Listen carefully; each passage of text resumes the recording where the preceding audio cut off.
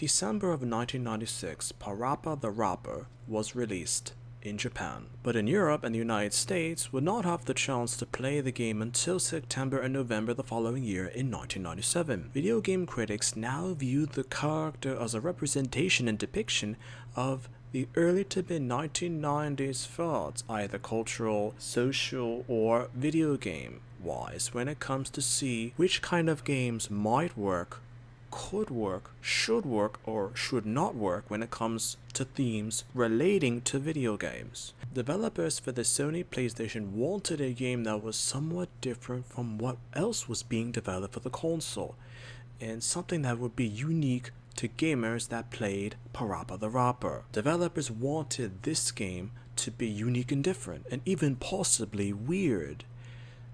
And PaRappa the Rapper was definitely this.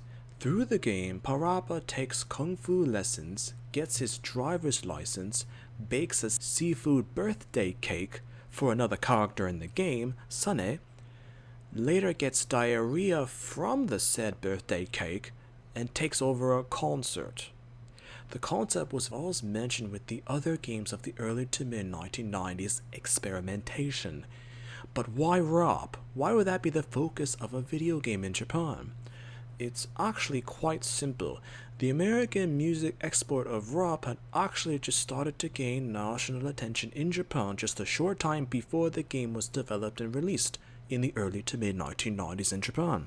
PaRappa the Rapper, the sequel PaRappa the Rapper 2, and spin-off Jama Lame is considered to be the first rhythm-based video games. Later formulated the concepts further besides Dance Dance Revolution, with more well-known examples of Guitar Hero and other musical-themed games. But the entire concept of PaRappa at the time was new and fresh. It actually stuck out in gamers' minds at the time once they played it, and even after they played it, the entire gaming experience of the game itself and plots relating to the game were huge hits in Japan and in America. The only problem with the game of PaRappa the Rapper is that gamers said the game itself was too short, and more possibly could have been done with PaRappa's backstory. It also had to do with the limits of gaming technology at the time. The gameplay is limited, as the buttons you're supposed to press don't quite technically match up with the prompts on screen during a song. It's up to the player to figure out that they should ignore the screen in favor of playing along to the beat of the music.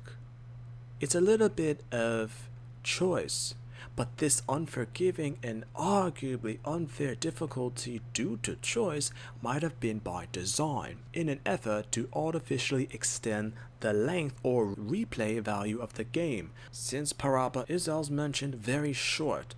Just 6 songs in the game, unless you get stuck failing and replaying the same level over and over again for whatever reason. For example, the PaRappa games at the time were reviewed favorably and quite fun, but it's now known that the idea or concept of PaRappa the Rapper hasn't necessarily aged well, as far as the series or critics would have imagined it might be. Proof of this is that a remastered version of the original game was released in 2017 on the PlayStation Store to negative reviews from critics, and a whole new generation who just aren't interested in a rapping dog.